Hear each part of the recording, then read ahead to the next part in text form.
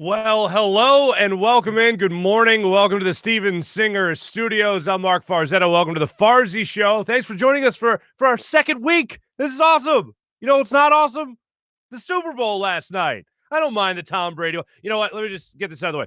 As someone that was rather chesty, I was rather chesty about saying that Tom Brady, this was going to be Patrick Mahomes, changing the guard, and I know that the Chiefs were the favorites for a reason, so I know I wasn't alone in thinking that the Chiefs were going to win this game. I by no chance thought they were going to blow out the Bucks, but so what? It doesn't matter. The fact is they lost. The fact is I was wrong, and the fact is that maybe now after 7 Super Bowls, maybe now I'll never doubt Tom Brady.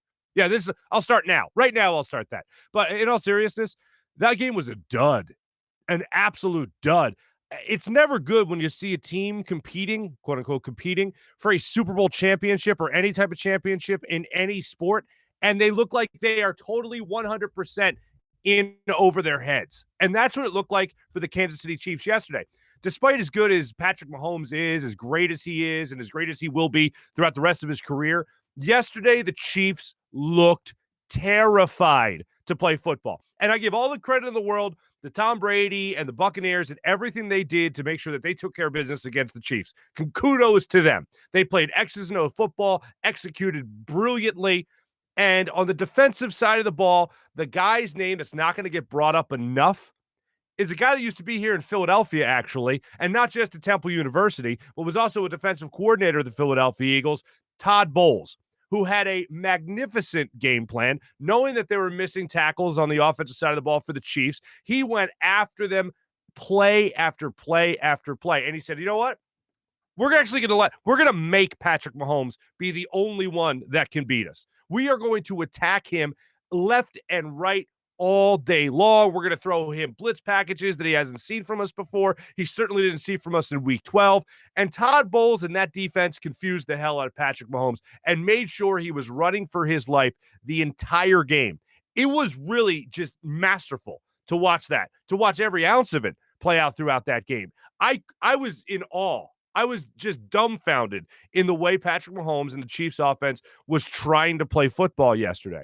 And I knew it was really going to be bad for the Chiefs. I knew it was going to be really bad for the Chiefs when you saw that play happen where they get the goal line stand. How they didn't get in the end zone, the Buccaneers on that play, I still don't know. I believe it was still 7-3 at the time. Patrick Mahomes gets the ball, completes it to Tyreek Hill for a first down right out of the gate. Then Patrick Mahomes starts scrambling around, I think on a third down, throws the ball downfield to Travis Kelce. Mr. Sure-handed Travis Kelce, Mr. All-Pro Travis Kelce, and Travis Kelce drops a ball that hit him in the hands. Would have been around the 35-yard line, 40-yard line. They would have been driving. They would have been able to put something together probably on that drive. You thought with the first down to Tyreek Hill right out of the gate, you thought something special was going to happen. Oh, there we go. The quarter's in. All right, the bugs are out for whatever bugs that could be there. And you thought that's where it was going to start being a little bit of a back and forth type of game. And it wasn't that. It was one team that showed up and just executed a game plan brilliantly, and it was another team looking like they were in quicksand throughout. And there was one more play. It was in the third quarter where a ball went the direction of Travis Kelce. He couldn't come up with the play. It wasn't necessarily his fault, but he just couldn't come up with it. And he slipped, as a matter of fact. And he gave a look that the camera caught that just looked like exactly that, quicksand. It looked like hopelessness. It looked like confusion. It looked like, to bring this word back again already, dumbfoundedness for the Kansas City Chiefs. And all you saw from the Buccaneers was pure confidence throughout the entire time, pure confidence. Tyrann Mathieu, the Honey Badger himself. Wow. I think the phrase is poke the bear. I think another way to say that is tug on Superman's cape. And then he came out after the game saying Brady said something that it's unspeakable. He doesn't even want to repeat it. And he later deleted that tweet, which I think was a smart move by him. And he goes out there and he's actually trash talking Tom Brady. Is Tom Brady, probably by most people's account, is he going to get a couple of calls here and there? Yeah, he's Tom Brady. And at the time, had already won 6 Super Bowls. He was playing in 10 championships, 10 Super Bowls. He was on his way to winning a 7th. So, yeah, he might get the benefit of a call here and there. But referees had nothing to do with, a lot of penalties, certainly. Were they warranted? Absolutely. Referees, you're going to get those calls with Tom Brady. But when it comes to the amount of penalties that you saw, oh, yeah, the referees played a huge part in this game. But the Chiefs had their opportunities. It wasn't the referees taking the ball out of the hands in the end zone with Tyreek Hill streaking down the sidelines early in that game where it actually hit him in the face mask. It wasn't the referees taking the ball out of the hands when it came to Patrick Mahomes. This is still, regardless of it being an incompletion, just the throw in itself in that fourth quarter where he was being tackled, he was getting tripped, and he was like horizontal to the ground and still threw a dart, perfect spiral, hit his man right in the throat. It would have been a touchdown. I didn't think he was in the end zone. His feet came down in the end zone. It would have been a touchdown on that fourth down play. How Patrick Mahomes even got it there was a miracle. How he escaped the pressure was a miracle in itself. But that's what cost the game for the Chiefs. It wasn't the referees. I know I saw some people were complaining about that, some Chiefs friends of mine on social media, and I would be too if it was the Eagles in that situation. I'm sure a lot of us would. But the Chiefs just got outplayed. They just got dominated throughout. And Andy Reid, we'll get into a little bit more of the social media check-in a little bit later in the show. But Andy Reid, at the end of the first half, calling timeouts to give Tom Brady more time. I know what he was trying to do, but throw that out the window. Get the ball out of the hands of Tom Brady. You already should see as a head coach that you are just being blown off the football. Get to halftime as soon as you can. Make the adjustments as soon as you can. Let a guy like Eric Bieniemy start making those adjustments, or even you, Andy. Go ahead and do it. Let them see what they're doing in front of you here with the defense, with Todd Bowles was drawing up against you, and go in and make those adjustments. Don't give Tom Brady more time. Did you not watch the NFC Championship game when Tom Brady literally jumped off the bench and said, oh, hold on a second, we're not going to punt here, we're not going to kick a field goal, we're going to go for this, and they score a touchdown? You know why? You know why that happened? Because it's Tom Brady. And I know in the hot take world, and one of the things I promised you guys when we started here, even before last week when we made the announcement we were doing the show, I said we were going to protect you from the hot take clickbait media that's out there where you're getting attention simply for just saying something stupid. This is not that. This is something I truly believe. And you might have heard me say before, it's not a hot take if you believe it. But Tom Brady's the single greatest athlete in the history of the four major sports ever. Nobody's ever close. And when I've discussed this with people in my circle, and when I've brought this up on the air before, people will say, "Oh, the athlete, you can't run." No, it's not about who can run at the decathlon. It's about who is the most successful player, the greatest player to ever play the four major sports. And there's nobody close. The only person that can maybe flirt with it is probably Bill Russell of the Celtics. There was a couple of different guys that he won championships with over those 11 years. So he's pretty damn good. But Tom Brady now, to do it with multiple makeovers of the New England Patriots, and then just flat out go to a different team in the Bucks, and then guys want to go to the Bucks because he's there, and then he wins with those guys as a wild card. Yeah, Tom Brady. Did you look at Michael Jordan, who's still in my mind is the greatest basketball player ever that I've seen? Michael Jordan goes out there, wins 6 championships, does it with 2 makeovers of the team, but still with Scottie Pippen there, right? But the first 3 were different than the second 3 with Dennis Rodman and all that. So that was a little different, but not like Tom Brady and all that turnover. I mean, a different head coach even now in Bruce Arians. And then you also look at a guy like Wayne Gretzky, a guy who I always considered because of the records and because of the championships, the greatest ever. Well, you think about those Oilers teams, a lot of the same guys, Marc Messier being one of them, pretty good guy to rely on. Tom Brady's pretty much had himself to rely on. I haven't seen that in my lifetime. Here's what I know. Of the guys I've been able to watch an entire career of, there's nobody better than Tom Brady. And I hate saying that because obviously as a Philadelphian, I hate Tom Brady. But I have to acknowledge, I have to give credit where credit's due. Tom Brady is the single greatest athlete I've ever watched, ever. And no, that doesn't mean that he's the fastest, he could jump the highest and all that stuff. No. That just means of all the people I've ever watched, there's nobody that beats Tom Brady. Nobody. It's except Nick Foles. But in terms of the most success ever, I'm just in awe career of that Tom Brady has had. It is just absolutely spectacular. Moving on, we'll get more on the Super Bowl a little bit later. Barrett Brooks is going to join us on the Zados Investments guest line, and he'll help us break down the Super Bowl, what we saw. Something tells me as a former offensive lineman, Barrett Brooks is going to be rather in awe of what Todd Bowles did as well.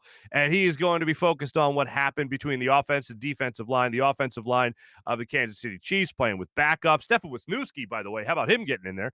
And then also seeing what they were doing on the defensive line of the Tampa Bay Buccaneers. So forget about the quarterbacks when we talk to Barrett. It'll most likely come down to what happened on the line of scrimmage, as you would expect. So that's what happened in the Super Bowl, and it was a dud of a game. I never thought that I'd get tweets during a Super Bowl that featured Tom Brady and Patrick Mahomes. I never thought that I would get tweets saying, "Oh, what are you still watching this game for?"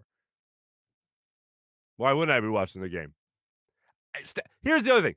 When you have a quarterback like Patrick Mahomes, you still feel like even if you're down 17 points in the fourth quarter, they got a chance here.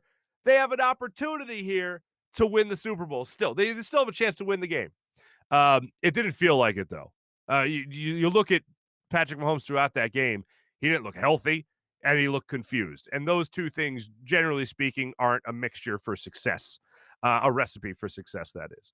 So we'll talk about that game with Barrett Brooks coming up in a minute here. He'll join us on the Zados Investments guest line. We will get into our own quarterback, Carson Wentz, because first thing that happened over the weekend that kind of raised my eyebrows a little bit was late Friday night. If you remember Friday, we had our friend Jason Avant on the show. And Jason, he was traveling. He was going out to Los Angeles. And when I hit him up to come on the show, it was like, absolutely. It was like Jason had something to say, right? And I like listening to people that got something to say. And Jason comes on and starts just dropping bombs about Carson Wentz being socially awkward, Jalen Hurts, one of the most confident people, the most confident person in the room, and starts talking about the dynamic between the two and how they are in the locker room. Now, Jason flat out said Carson Wentz is not a bad teammate. So just back off of that for a second. He is not a bad teammate. But he did go on to speak glowingly of Jalen Hurts. So I'm just kind of perusing Twitter, and I'm checking what people are saying. And sure enough, I look at my notifications, and I'm quote tweeted. And I'm like, who quote tweeted me? And it was Joe Banner, former Eagles president Joe Banner, who listened to Jason Avant on this show last week, on Friday, and said, yeah, this pretty much means Carson Wentz is getting traded. Now, what was he alluding to?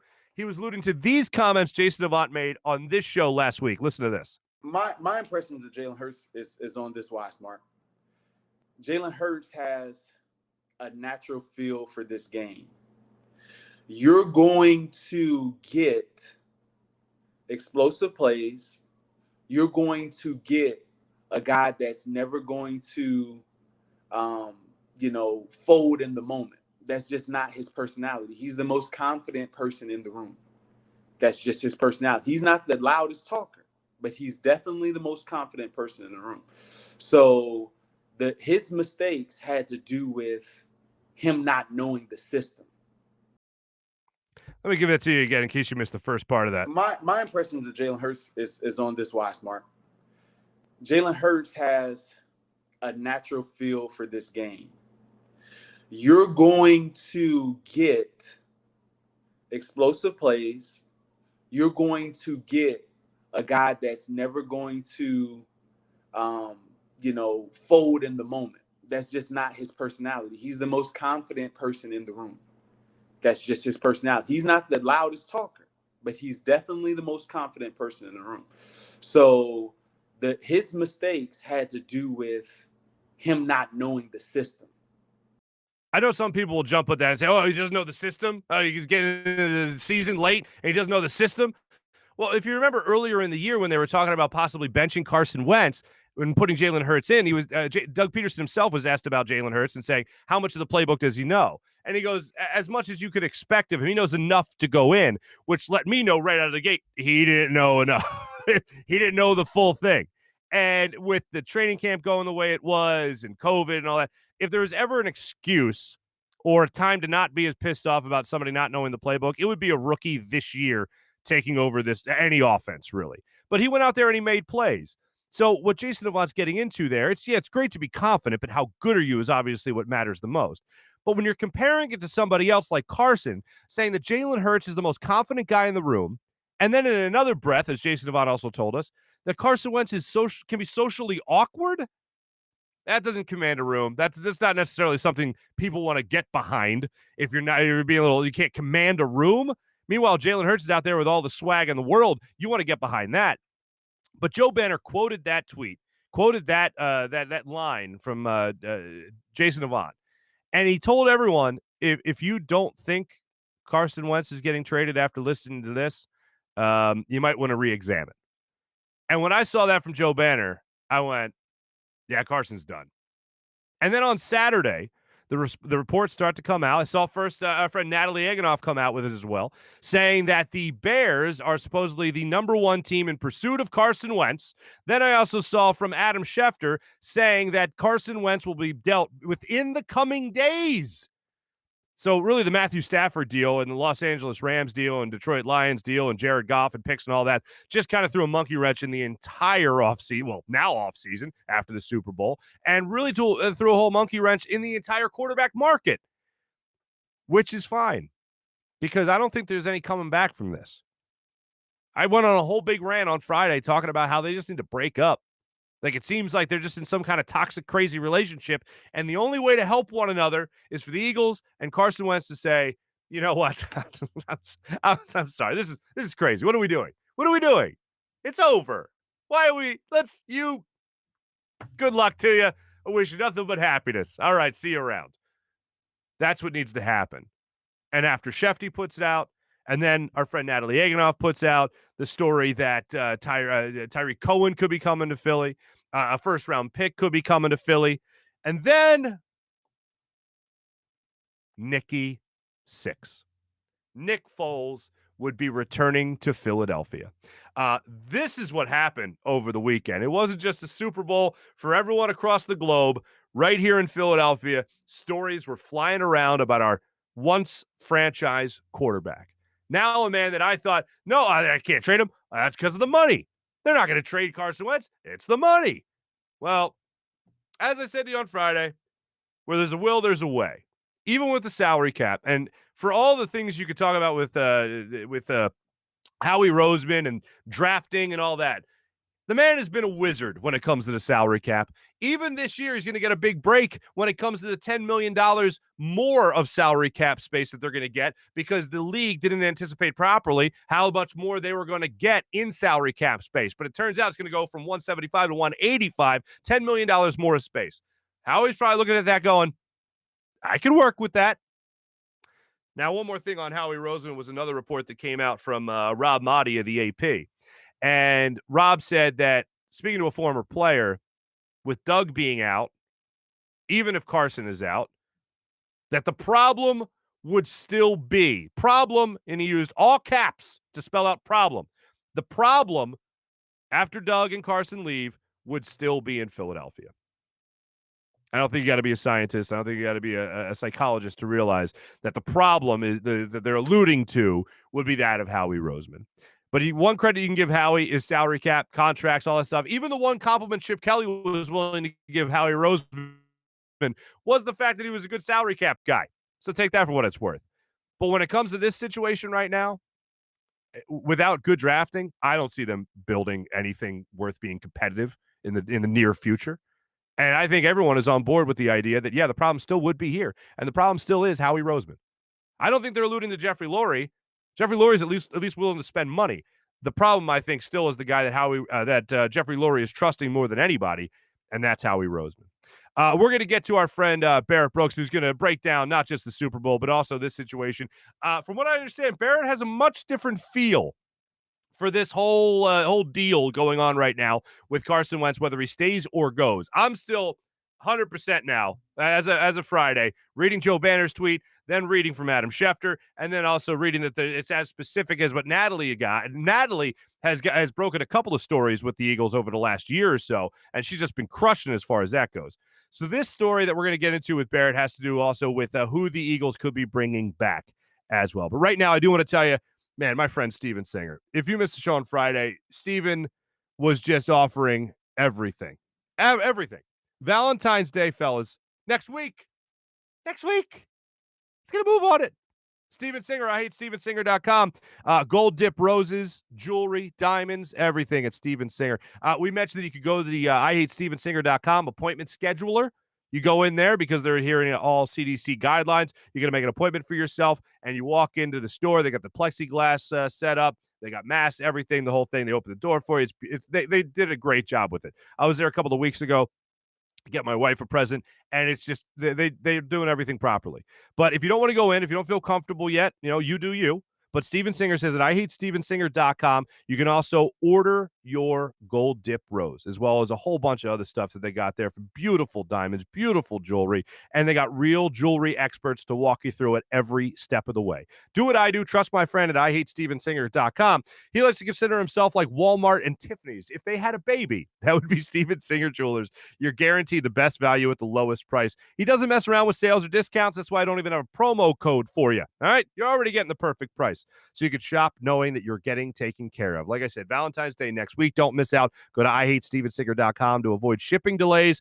The number one gift for Valentine's Day, the real roses, dipped in 24-karat gold, preserved and guaranteed to last a lifetime. No better time to say I love you, especially with this brand new Twinkle Twinkle Deep Blue Sparkling Rose.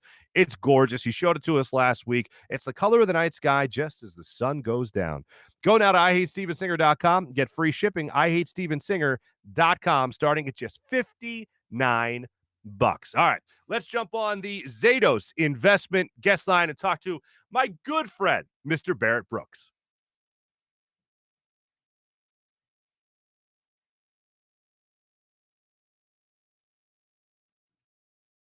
Barrett Brooks joining us. Barrett, how you doing, brother? Bro, first of all, let me tell you this, man. You're lucky, man, that we worked together for so long, man, that you got me up at frickin', I've never seen 6:20 in the morning. I haven't seen this early in the morning for so long that, what do you want me to do, man? It's 6 something is crazy to me right now conceptually, but only for you that I would do this. You're a good man. Only for you. You're a good man. I just figured you didn't even go to bed yet because I know you. You're probably down there in Tampa having socially distanced parties, all masked up and everything, having yourself a good time. You're not going to miss a party. Bro. I, at this point, man, I can't believe you had me up this early in the morning, man. But let's go, man. Let's talk about this game that I predicted. I told people it was going to go this way, man. I told you. See, this is why I wanted to talk to you, because I thought the complete opposite, and I thought you were crazy, my dear friend. Thought you were crazy. I thought this was going to be a changing of the guard. I thought this was going to be Patrick Mahomes saying, hey, Tom Brady, thanks for your service in the NFL. Deuces, greatest of all time. The next greatest of all time takes over. And it was the complete opposite of that. Patrick Mahomes looked terrible. It might have been a little hobbled, might have been a little injured. No excuses. It has nothing to do with what Patrick Mahomes did. I told everybody, the game is won in the trenches. Mm-hmm. And when you have a great defensive, 2 defensive ends that could rush the passer, that's what happened. Vito in the middle, he pressed the pocket and pushed the pocket, and then you have Barrett, and then you have Shaq. At this point, you have a guy that can go and make things happen. I don't like the fact that people think it's just about the quarterback. Sometimes you have, guys that can rush the pass. Pierre-Paul just played out of his mind. Shaq Barrett played out of his mind. Vito played out of his mind. And then the 2 linebackers were able to play tight man-to-man, especially David, against Kelsey. That was the major factor, because all they did was double team on the outside with Hill, which virtually put him out of the game. And then underneath you had a linebacker that could run with a guy like Kelsey. The game was won in the trenches, and I kept telling people that, but nobody wanted to listen. Only the bettors that wanted smart money came with your boy, Barrett Brooks, man. And they should have. And this is the first time I've said this. I should have listened to Barrett. I do have to ask you this because it is going to be, unfortunately, and you'll sing the praises and I'll sing the praises and I'll continue to do that because I'll learn my lesson eventually. But Tom Brady, it's going to be about the quarterback. Is Tom Brady the greatest ever? Not just quarterback, not just football player. Is Tom Brady just the greatest ever to play sports in front of us? Tom Brady is the greatest collective sports player to ever play the game. When you have over 4 people to play the game at one time on one side. He's the greatest. You're talking about a guy that has 7 rings. I mean, he took a ring from me, but I'm gonna take. I can't hate on him for that. But at this point, he is the best player to play the game. Period, point blank. As in a combined sports sport. I mean, you can't say anything other than he played the game the way it's supposed to be played. He separated himself from his coach just to show that he's the GOAT. I mean, how many guys could do that? Jordan didn't do that. Jordan didn't leave and go win a ring somewhere else. At this point, Tom Brady took a ring. You hear my little puppy. Now look. My wife is in the background because she's mad at you because I woke her up at 6 a.m. and told her to be quiet, but we can't tell the dog to be quiet. So hey, that's your fault, man.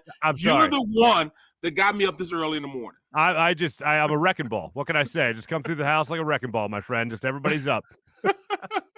No, but I couldn't agree more because Tom Brady, you mentioned just Phil Jackson and like Michael Jordan, and Jordan didn't go somewhere else.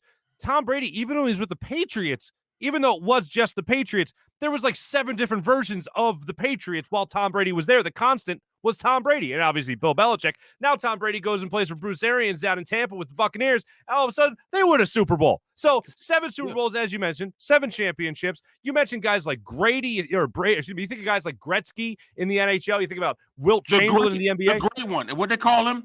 The great one. The great one. And then you got to, Michael Jordan. 1-6. I mean, at this point, you got to realize we have seen greatness. We were able in our generation to see the best sports player to play a collective sports when you have more than 4 people on the field or whatever's court or whatever to go out there and win a game without the coach. Now, this goes to show Belichick.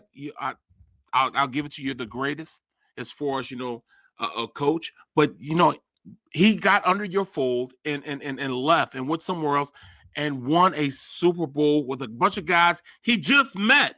He just met these guys maybe, 8 months ago, 9 months ago? And for the most part, it was virtually for the most part. It just goes to show how big he is and how good he is as far as being an architect on engineering offense and getting guys to love him on defense to play to another level. I mean, I've won a Super Bowl before. I've been a Super Bowl champion. I didn't get up early enough to go get my ring, so you don't get that, bro. But I'm going to tell you this. It's a phenomenal statement to see the best player to play the game. And I can tell my kids now that I not only covered him, but I played against him. And this is just a phenomenal thing to just go against a guy like that. Brady is the best ever. He's the GOAT. He's the GOAT. Even the greatest? No, he's the GOAT. When you think about even like Bill Russell in basketball, a lot of it was with the same team. Right. And Tom Brady just redid it with it. Right. All right. Enough of loving Tom Brady. Enough of loving him. Let's move on for a second here. Talk about our own quarterback here in Philadelphia. Yes. And again, I'll say it one more time, but Barrett, I should have listened to you about the Super Bowl. So to move on from that. All right. Let's go. When it comes to Carson Wentz and it comes to the Philadelphia Eagles, some people, they were hitting me up last week saying, man, I'm tired of talking about Carson Wentz. And I was like, yeah, me too. However, no. I know it's the Farzy Show. I know it's your show, but I'm gonna tell you this: I am still amazed that this is happening. Up until an hour before the Super Bowl last night, I really thought Carson was gonna be here, and you can see my dog. She thinks she's gonna be here also. Yes, that's Yoki. Yoki is a poodle. In fact, it's a poodle. It's supposed to be 6 pounds. And we paid $5,000 for this dog, but the dog is now 7.5 pounds. So I paid too much for a dog for my wife, and she didn't got too big. But hey, long story long, this point, exactly. But at this point, I don't understand how we're in this point. I did not think that Carson Wentz would be leaving here. The money is just too high at this point. And we're talking about $34 million that the Eagles will be accounting for towards their cap. Well, a little under $34 million. So I didn't think that he was going to be gone. I thought he will be here next year, at least on the roster next year. But at this point, I mean, from what I've seen and what I've heard, he might be gone. He might be out of here, man. But I'm still until the deal is done, I'm thinking Carson Wentz will be an Eagle till we leave, man. All right, so you're still more on the side of he stays, not he goes? I'm still on the more side. He stays. Okay, yes. so I might be the only person in Philadelphia right now, but I'm still on because dollars make sense. And at the money situation, I don't know if the owner, he might be saying this right now, but the owner hired a coach to make sure he stays. So I'm saying, all right, I know Howie has a lot of influence. I know Howie's a great guy. Howie, I mean, as far as his relationship with the with the owner, but I'm still saying he stays here. Yeah. Can we have if Howie stays too, can we have your dog make the draft picks instead? Well, he might do a bit. No, I'm not going to say that because I still have ties with the Eagle. I'm not going to say that. At this point, I should because, we had a guy that, played running back that didn't even play a down for the Eagles, got drafted in the 4th round. That's not good football there. Yeah, that is pretty bad. I will say this, my friend. Remember a second ago when I was like, I got to listen to Barrett? I always have to listen to Barrett. I should listen to Barrett. All right, I'm going to go ahead and disagree with you. Maybe I know you are. I know you are. I think he's gone. I think Carson Wentz is done. And one of the things that really was a huge flare to me in the sky that he's absolutely gone. Come get him, fellas, for GMs around the National Football League was Joe Banner saying late last week that if you think Carson Wentz is still going to stay, if he's going to be an Eagle, listen to this quote from Jason Avant. Jason Avant was on this show. We played this earlier for the audience, and he said that Jalen Hurts is the most confident guy in the locker room. Meanwhile, he said Carson Wentz can be a little socially awkward. Joe Banner was basically saying, Jason's hitting the nail on the head here. It's all but done. And the thing that signaled the rest of the world was the Matthew Stafford trade. Once you traded with Matthew Stafford and also traded Jared Goff in that same deal, it made everyone look at the Eagles going, okay, if I can't go too much for Deshaun Watson, what else can I get in with a guy like Carson Wentz? And I think that's what changed the market in the NFL. You talking about a guy that drafted me. So, I love him. I love Joe Banner. He gave me my opportunity to be here in the NFL. I love Joe Banner. He signed me to another company. I love Joe Banner. But at the end of the day, I understand what he's saying. But I also see the dynamics of $34 million. I mean, that's where that's my sticking point. And that's the only sticking point that I can get to. Now, I understand that Carson Wentz is socially awkward in the locker room. I mean, he's a type, they say he's a type A. I'm not trying to hear that type A. Let me give it to you real. Carson Wentz is an awkward dude that doesn't know how to interact with people that are not people in his, who are not like in his circle. Not him. He's not used to being down on Broad Street, being on, Sparbury Mansion. He's not used to being in North Philly. He's not used to being on the West Side. He can't really understand the dynamics of being here in Philadelphia. It might be too hard for him to think that he can go out and still stay in this city because, number one, he's already, in a sense, turned his back on the Philadelphia fans by asking for a trade. That's number one. Number two, they brought a coach in to help him out and maybe fix him. And he has said nothing in that way to welcome that coach. He welcomed everybody else, but he didn't welcome. He even welcomed Jalen Hurts, but didn't welcome the new coach. So those, and sometimes silence is more, it says more than everything. Yeah. I mean, it says everything. So I understand, what he's going through, man, but I just can't get past that $34 million. That to me, that means more to me than anything because I understand the dynamics of being in the NFL. The NFL means not for long, and not for long means the money that's involved with being here not for long. Carson Wentz still right now, I'm thinking he will be here just because the money dynamics are still there. And plus, he's still the best quarterback on the team, period, point blank. Let's let me just live in a fantasy world then for just 1 second. Let's just imagine that the rumors are true, the reports are true, and Carson Wentz is going to get dealt to, let's go with the rumor where he goes to the Chicago Bears. And in that deal, Nick Foles comes back to Philadelphia. He will be the backup quarterback. I'm just letting you know he'll be the backup quarterback. They're going to draft a guy. And that guy will be the 13 quarterback, and they're going to get somebody that's, maybe the quarterback from Ohio State, BYU, or maybe, no, I'm not going to say, North Dakota State. I'm not even going to say that. No, I'm going to leave that alone. But maybe the coach from Florida, because at this point, we know the coach from Florida, the offensive coordinator, he is the quarterback coach. Maybe they draft him. Brian Johnson. Yeah. No, the quarterback from Florida. I'm sorry. Okay. The quarterback from Florida. Maybe they draft him. I don't know, or Jones from Alabama. I just truly believe if they do trade him, then they're going to draft a quarterback. If they don't trade him, then I think, at this point, they have to make sure that they get a guy that can come in and be that backup quarterback, for Jalen Hurts. Because I'm going to tell you the truth. I love Jalen Hurts. He's done a lot. And until he learns the game a little more, he's too easy right now for defensive coordinators to combat. They get paid millions of dollars to stop quarterbacks, especially backup quarterbacks that are rookies.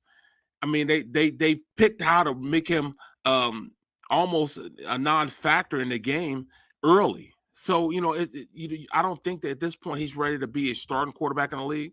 But I'm not gonna say he's not. But at this point, at the number 6 pick, they got to pick up a quarterback. Period. Point blank.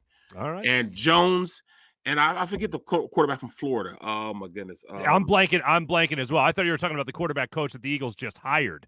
Yeah. The quarterback coach that the Eagles just hired is Johnson. Johnson's from the University of Florida. Right. Trexel. What's his name? Trexel? I mean, what's the quarterback's name? Yes, it's on the tip of my tongue. I can't think of it right now. Absolutely. But he has the ability to coach both types of quarterbacks. His backup quarterback is a running quarterback, kind of like what you have with Hurts. But also Tressel is a guy. I mean, I think that's his name. It's on the tip of my tongue. Yeah, I'm not. It's not coming together for my idiot brain. Well, me too, man. It's too damn early in the morning, man. You got to be up too early in the morning. But yeah, he's a guy that they can come in and he can coach him, and maybe he could be that guy that they're looking for. But if you let Carson go, and we're it's too early in the morning right now, so it's not going to be right now that if they do trade him, he'll go. But I mean, I just see Carson as the better quarterback right now, and his ability to play at this level, I've seen it before. I've seen him at an MVP level. I've seen him as a top 10 quarterback, but I've also seen him as the worst quarterback in the league. Right. If they could find a way to coach him and put him at a level where he's in between, that's still right there, right about a 10 or 8 level quarterback, in the league. So I really think that he can be a force. I mean, I really think they could fix him. But Carson has to change, and that's the biggest factor. Carson has to change and be the guy that this team needs him to be. And at this point, if he runs the offense the way he's supposed to run it, he can be very effective. But if he decides he does not want to be that guy, what is he going to do with another team? If he goes to another team and wants to be that same guy, he'll be the worst quarterback in the league again. So it's all on Carson to be a better quarterback. And if he wants to change, then they'll be all right. But at the end of the day, this Eagles organization will not be good until they make a commitment into understanding that the coach should run the team. The coach should have more say-so in how they run the team. I love Howard Roseman. He's my guy, but come on now, man. I mean, I'm not talking about a football guy, but sometimes you need to stick with what you do best. And sometimes what you do best as far as the numbers that that you need to make sure you take care of first. And then you let people that are football guys take care of the scouting, take care of the bringing in the guys that work with the coaching system that you're trying to implement. At this point, he hasn't done a good job. Anytime you have 4th-round running back from San Diego State come in and not play a snap, it's the worst thing that you could do when you come in. At this point, if you have 1st through 5th, those guys should play. They should make an impact, whether it be on special teams or anything else. At this point, he didn't make an instant impact. You got to make sure you have guys come in and play. Even as far as Hurts in the second round, you got to make sure he's a guy that can come in and play immediately. He's a 2nd-round draft choice, and he didn't make an impact. 1st through 5th should play. 1st through 3rd should start and be an instant impact. So at this point, I don't like what's going on as far as bringing in guys, young guys, and drafting guys. Man, it's just not a good mix right now. I'm 100% with you, as per usual, except for the fact that I don't think Wentz will be back here. But Barrett, always great catching up with you, man. Definitely. Catch you on the middle, obviously. Yes, it's through phillyvoice.com, right? Yes. Through phillyvoice.com. And also, as always, NBC Sports Philadelphia, where I know you, where we became brothers, my friend. Yes, we made it happen, didn't we? I mean, damn right. That's what we do, babe. Yeah. Great show, man. Farzy Show, great show, man. Keep rocking and rolling, bro. Thank you, brother. Barrett Brooks joining us on the Zados Investment guest line. Hold on. And don't call me this early anymore, okay? No, you got it. That's the last time. I promise you. We'll tape everything else. See you, buddy. Take it easy. Yeah. I was only half kidding. I kind of do want the dog to make the draft picks over Howie Roseman. 7,000? 7,000? Thanks for joining us, Barrett. I won't reach out to him in the early mornings, especially after a late game such as the Super Bowl, which is supposed to 6:30. It's supposed to start. Not even close. Love the national anthem, by the way. I thought they did a great job with that. Yeah, just a little later than I would have liked, especially for this program. But Barrett seems to be really clung to the idea, stuck on the idea that Carson Wentz is going to stay here, and I just don't see how that's possible. To go back to what we were saying at the start of the show, it just seems like the damage is done. It seems like there's no coming back from, we were talking to some people about trading you, which is all an athlete's going to hear when you pick up the phone and start talking to somebody. I mean, and look, that's the due diligence of a general manager. Any general manager, as we've talked about before, okay, all right, see you later. And then you hang up. It's not just, what do you want? No, click. That's not exactly how you build good relationships throughout other front offices. So I would really hope Howie Rose was not doing that. But an athlete is all he's going to hear is that you're taking calls. You're listening to offers. And I think the ship had sailed already. And Barrett brings up a great point, though, as to like why he wouldn't be shocked, obviously, if Carson Wentz was traded. And the point he brings up is Carson hasn't said anything about the new head coach, about his new offensive coordinator. Thanks, Doug. Like, nothing. All that's come out is his little video tribute to Rodney McLeod. And that's fine. That's nice. But as far as saying welcome to Philadelphia, nothing. The only person we've heard from is Jalen Hurts, who talked about embracing a quarterback competition. I don't see how there's any recovery from where the Eagles are right now.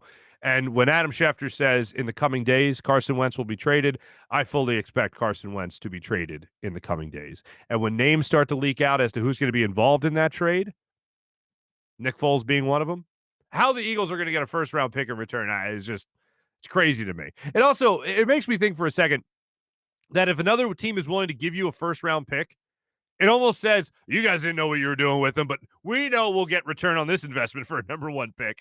We know we could fix the problem that you guys had with them. And I can't say enough how much I feel like the Eagles botched this whole situation really over the last football season.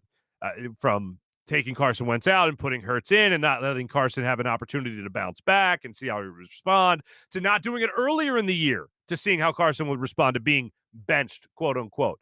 It's tainted. And I really think it was tainted from the moment you drafted Jalen Hurts. And some people say that's an indictment of Carson, and it is. Yeah, fine. You go ahead and draft that guy. I'll beat anybody. You want the guy to have that mentality. Some people don't. Some people can still be that good without that mentality. Maybe Carson's one of those guys. But what I've seen over the last year of football from him, this ain't it. Carson in Philadelphia, that ain't it for either party, either the Philadelphia Eagles or Carson Wentz himself. Do have to tell you about our great sponsors of this program. First off, DraftKings. We're going to get to big bets later in the show, as we always do. When it comes to my betting advice, I started out red hot, 1-0. Since then, not so good. So my apologies. Hopefully you're better than me. And regardless if you're better than me or not, you should be using DraftKings, of course. It's not quite time for the madness that college basketball presents to us in March, but that doesn't mean that fun has to wait. DraftKings Sportsbook, America's top-rated sportsbook app, is giving all new players the chance to get cash, $100. That's right. $100 cash. New customers can bet $1 on any team to hit a three-pointer in any basketball game this week. And if your team makes it rain, you get cash. $100. Not too bad. That's right. $100. One three-pointer, $100. Now, get another no-brainer. This slam dunk of an offer won't be around forever, so make sure you head to the App Store right now, download the DraftKings Sportsbook app, and you'll be on your way for all the betting action. If basketball is not really your cup of tea, if you'd rather go somewhere else, they got plenty of other things you could get involved in as well with the DraftKings Sportsbook. DraftKings has paid out over $7 billion to its customers since 2012. Not too bad. So they know a thing or two about big bets and big plays. Download the DraftKings Sportsbook app now. Use promo code Farzy. That's promo code Farzy to get your shot to turn in $100. That's right. $1 you can turn into $100 when you bet on any team to hit a three-pointer in any basketball game in college basketball. Use promo code Farzy for new customers only at DraftKings Sportsbook. Must be 21 or older. Pennsylvania only. New customers only for this offer. Restrictions apply in partnership with Meadow Racetrack and Casino. Winnings pay out 4 for $25 free bets. See DraftKings.com/sportsbook for details. Gambling problem, call 1-800-GAMBLER. And how about this? Happy birthday, Tony Cavada, Steak in Maine, another great sponsor of this program. Steak in Maine Fine Dining in the heart of Northeast Maryland. Whether you dine in more upscale steakhouses or casual bars, Steak in Maine is the place to you. They also have a great patio set up for you for the highest quality prime meats, fresh seafood, world-class oyster bar, and freshly prepared sushi. All that and an extensive wine list, including their own Cavada wine cellars. The Cavada family, from their family to yours. Every day, lunch, dinner, and Sunday brunch. Steak in Maine in Northeast Maryland, voted #1 place for steaks in America by the Travel Channel and the Cooking Channel. Check it out for yourself, steakinmaine.com for more information. And also our friends that sponsor the guest line, Zados Investments. It's an up-and-coming luxury real estate development and investment company in the Philadelphia area. They design and develop top-of-the-line custom homes all around the city, ranging from small single-family rehabs to ground-up new construction townhomes and condo buildings. Zados also works closely with their private investor base to provide them with substantial returns on their investment, ranging from 20 to 40%. These guys are crushing it right now in Philadelphia. They're crushing the real estate game. To see some of their properties and learn for yourself, you can invest with Zados. Reach out to info@zadosinvestments.com or visit zadosinvestments.com for yourself. Taking a look now at the social media check-in brought to you by our friends at Steak in Maine. This was a fun one. We'll get to some of the commercials in our morning rush in just a second, but this one was pretty wild. I thought my favorite commercial last night, the one I actually laughed out loud, it wasn't Will Ferrell and whatever that thing was for like electronic cars or something. I don't know. It wasn't Will Ferrell. It was the Cheetos commercial with Shaggy. Wasn't me? That whole thing with Ashton Kutcher and his lovely wife Mila Kunis. Loved it. Silly, stupid, goofy, right up my alley, as a matter of fact. Now, I just tweeted out last night simply saying, hey, good job. Well done. Hey, Cheetos, well done. And, the controversy, as you would assume here. I wouldn't assume, but that's what happened. Anything on social media can be controversial. One person said that one was terrible. Villas says, sorry, Mark, that sucked. They are the best couple. Jake, you are correct. They are the best couple. That's pretty awesome. And then this one here, Josh saying that, why did nobody mention she wiped her Cheetos dust all over the walls? Now, is Josh a neat freak and that offended? Or is he like me and just like a fat guy at heart where it's like you lick the Cheetos dust off? You don't wipe it on the wall. You do. That's one of the best parts about eating the Cheetos.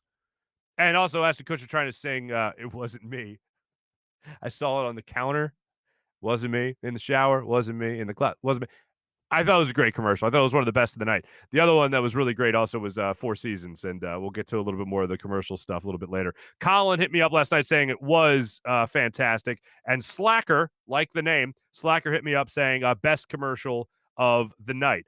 Nula saying no, it was the worst. So people went back and forth on the Cheetos commercial. You get to be an instant critic, and that's the best part about it. Last thing for our social media check-in. This is also good for our morning rush. Our morning rush brought to you by our friends at Sky Motor Cars. Kevin Harlan is one of the best play-by-play announcers out there. Basketball, football, whatever it might be, Kevin Harlan is amazing. And I believe he was on the Westwood One call last night, calling the Super Bowl. And he has made a bit of a name for himself in calling drunken streakers, people on the field, fans that run on the field. He's made a name for himself in doing that. And last night, I believe it was in the third quarter, Kevin Harlan strikes again with yet another fan on the field. Second down, 20, 5:03 to go. Someone has run on the field. Some guy with a bra. And now he's not being chased. He's running down the middle, the 40. Arms in the air in a victory salute. He's pulling down his pants. Put up your pants, my man. Pull up those pants. He's being chased to the 30. He breaks a tackle from a security guard. The 20, down the middle, the 10, the 5. He slides at the 1, and they converge on him at the goal line. Pull up your pants, take off the bra, and be a man.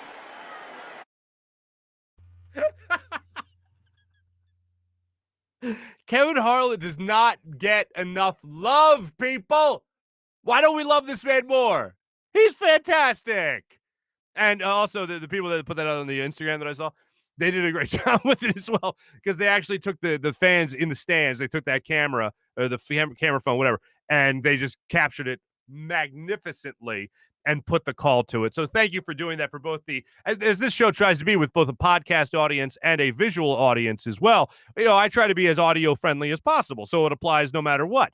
And they did a marvelous job of being able to put that together, tailor-made for this program, as a matter of fact. So thank you for that. As we continue our morning rush, brought to you by our good friends at Sky Motor Cars, there's a couple other things we have to get to from the weekend. First off, congratulations to Philadelphia Flyers. They won a hockey game.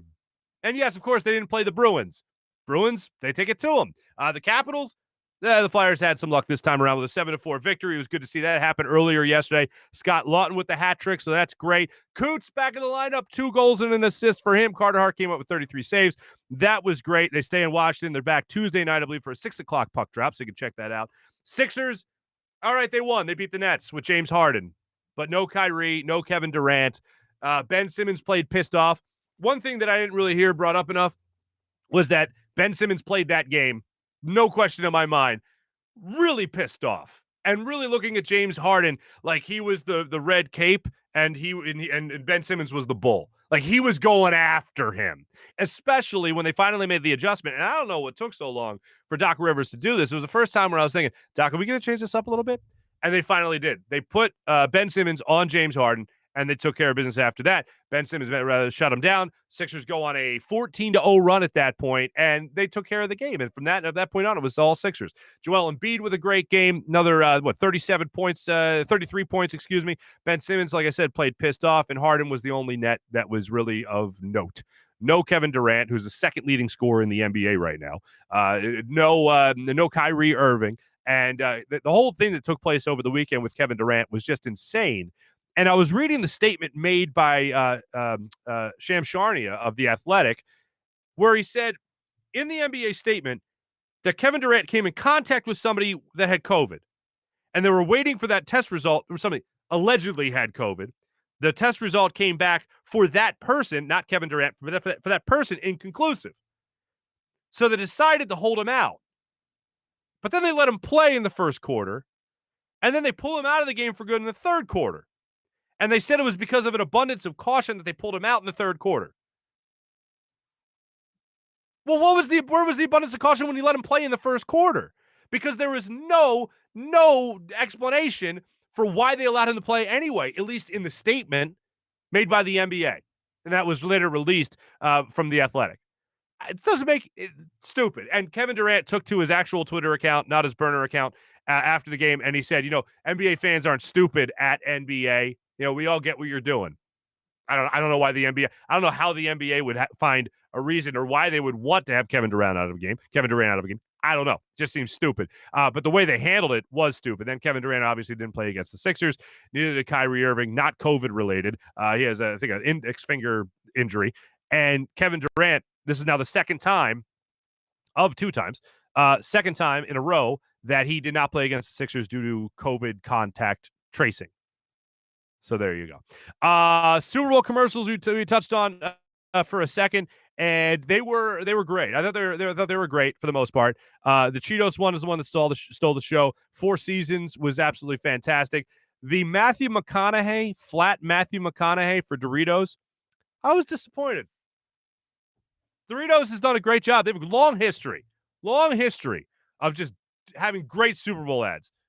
Matthew McConaughey, as I tweeted out last night, flat Matthew McConaughey is nightmare fuel. That's creepy as hell.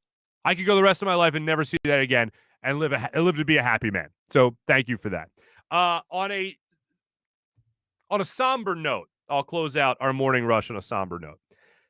I am a sucker for culture, and I'm a sucker for baseball. Those are two of my favorite things. Baseball is what got me into sports. I always loved baseball. And I've always just really been fascinated with people's culture, like where they're from, where their family's from, and stories like that. When Kevin Nagandi was on with us last week, and he told us that John Chaney asked him about where your parents were from, and he talked about his parents coming to the United States from India and all that. Like, it's stuff so beautiful to me. And the perfect combination of those things is Pedro Gomez of ESPN. And Pedro Gomez, in case you haven't seen it yet, passed away last night at the age of 58. And his family released a statement. And Pedro Gomez was one of my favorite people to follow on ESPN. A very proud Cuban American. His parents had migrated to the United States from Cuba. And he was a brilliant baseball guy. So good in his interviews, handled himself so well. And all the young people that want to get into any type of sports broadcasting, watch Pedro Gomez humanize a subject in his interviews. Nobody did it better than him. And I really enjoyed his work, and I got so much out of it, and I just loved watching him over the years. I think it was 18 years at ESPN. But Pedro Gomez passed away last night, so I wanted to end our morning rush on a somber note and just say how much I appreciated that man's his style and the way he went about it and his professionalism. And interviews are something that are they're so amazing to me, and how an interviewer handles a subject.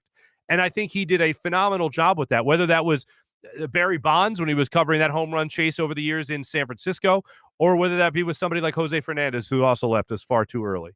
I just thought he did a phenomenal job. So thank you to Pedro Gomez, and thank you to his family for sharing his talents with us, the sports fans of the world. Do you want to close it out with our big bets? As I mentioned, this is brought to you by DraftKings. I'm terrible. I'm just god-awful. I started out blazing hot, 1-0. Then I got a bad beat with the Sixers in Charlotte. Then I also told you over the weekend that the Bucks weren't going to be able to cover against the Cavs. Cavs were at home. Yeah, they covered like double that, so that was dumb. And then ever since last Monday, a week ago when we started the show, I said it with my chest that the Bucks were not going to beat the Chiefs. The Chiefs were going to be able to cover. I didn't think it was going to be a blowout, but I thought certainly that the Chiefs were going to win this game. Patrick Mahomes, Kansas City Chiefs, got pantsed against the greatest athlete I've ever seen, Tom Brady. Nobody really compares in my lifetime. Tom Brady just absolutely dominated that game. And I give all the credit in the world also to Byron Leftwich, to Bruce Arians, to Todd Bowles. They coached, they coordinated one hell of a game against a quarterback that, athletically speaking, just from an athletic standpoint, not an accomplishment standpoint yet, is just absolutely nothing short of spectacular. And they made Patrick Mahomes look confused and look like he didn't know where he was on the football field in the Super Bowl. Hey, tomorrow we're going to be joined by our good friend, Mr. Hugh Lamont Douglas III out of Atlanta. We'll get his take on the Super Bowl, and we will see by tomorrow whether or not Carson Wentz is still a member of the Philadelphia Eagles. I'm with Shefty saying that he's not going to be an Eagle for much longer. Coming days, he'll be dealt. If it is Chicago and it is Nick Foles, it'll be like life has been pumped back into the city of brotherly love. It'll be like some type of fountain of youth has rejuvenated us all. But it all depends on what they get back in return. If it's not, hey, I think Nick Foles is going to be a part of it. But you start attaching first-round picks or a first-round pick and other picks along with it, I think the Eagles fans are going to be feeling a lot different about the future of this team, and I would be included in that. Got to hit on those draft picks, and that's something that we're not going to know about for quite some time now. Thanks for watching. Thanks for listening, everybody. And also, thank you for a phenomenal first week. Our numbers were great, and I appreciate it so much, guys. Seriously, thank you so much. We'll be back with you tomorrow with our friend Hugh Douglas talking birds and so much more right here on the Farzy Show. Thanks for watching, everybody. Thanks for listening.